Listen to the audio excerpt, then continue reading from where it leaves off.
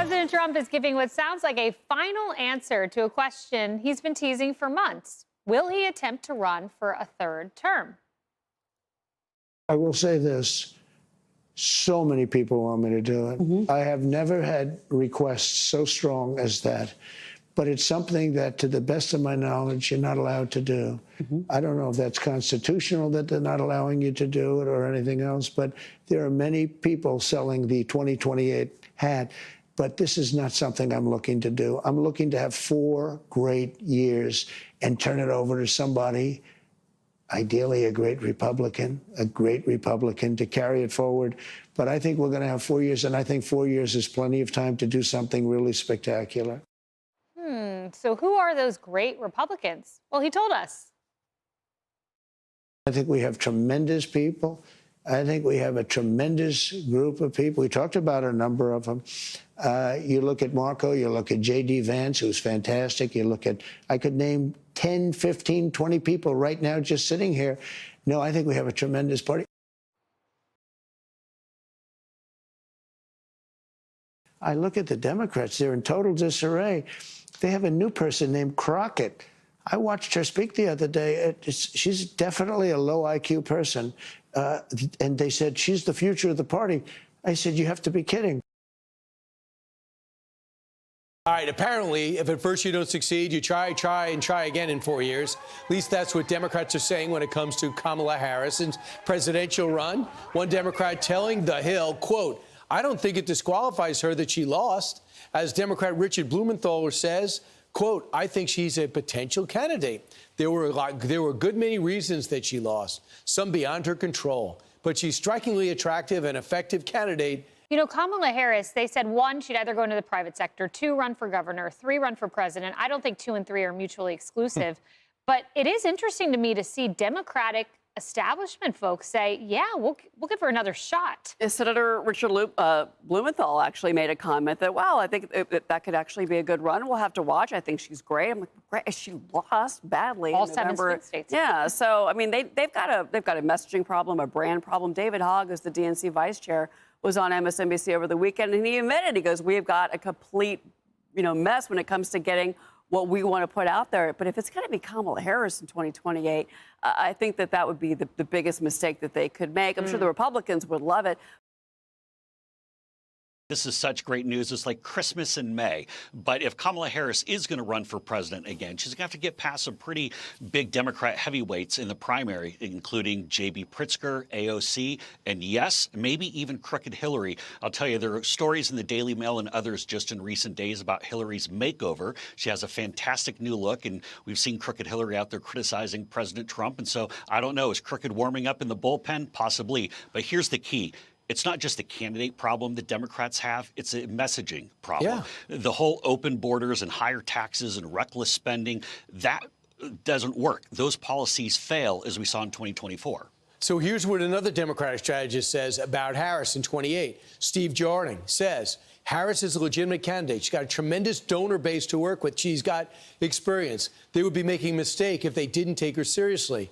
Now, the question is, if she runs for governor, is that her way of saying, I'm not going to run for president? Because she's got to make a decision soon. Now, keep in mind, it's a crazy state like California, so this kind of keeps her fundraising base alive. But there's one other thing that I think people are sleeping on, and that's the fact that there's this whole slate of tell-alls about the Kamala Harris campaign. They're getting ready to come out this summer. I've started hearing some teasers and some stories. There may even be the truth about what happened with Kamala Harris and the McDonald's fib. I've heard that might be in one of the books that's coming forward. So I think people are even going to look at Kamala Harris in even lesser light once all these stories come out, because behind the scenes, if you thought it was bad on camera, Kamala Harris was a disaster. And here's the other thing, too. Also talking about how President Trump just completely steamrolled her because he ran such a good campaign. Right, which you were very much a part of. Meanwhile, President Trump is dismissing talks of a third term, said people want him to do it, then maybe there's something there.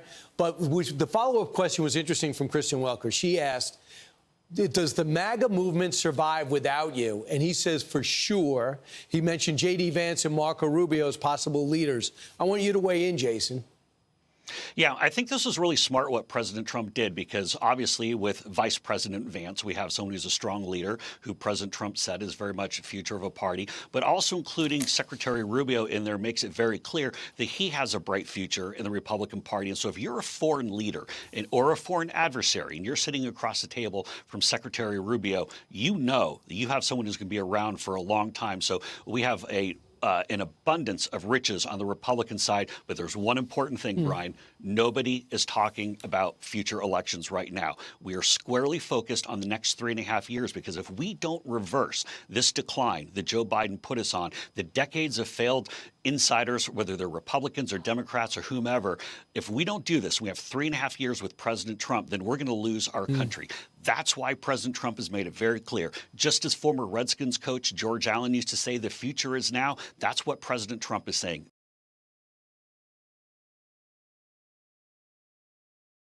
Teasing. He kept teasing his sister about her new haircut. To the best of my knowledge. To the best of my knowledge, she hasn't submitted the report yet. Disarray. The office was in complete disarray after the sudden resignation of the manager. Strikingly. The two paintings are strikingly different in style.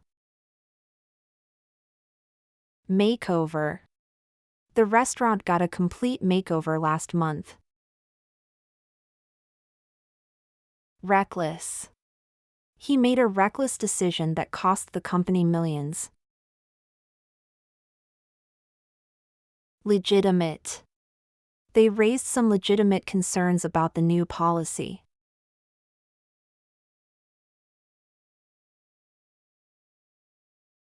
Sleep on.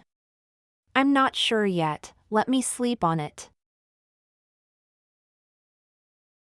Slate. There's a whole slate of new shows coming to Netflix this fall. Tell-alls. The celebrities' tell-all shocked the entire industry. Teasers. The teaser for the new Marvel movie dropped yesterday. Fib. He told a little fib about why he was late. In even lesser light. The scandal put him in even lesser light among his peers. Weigh in. Several experts weighed in on the issue during the panel.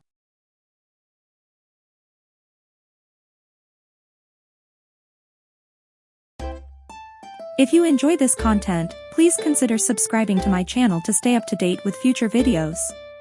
Thank you for watching.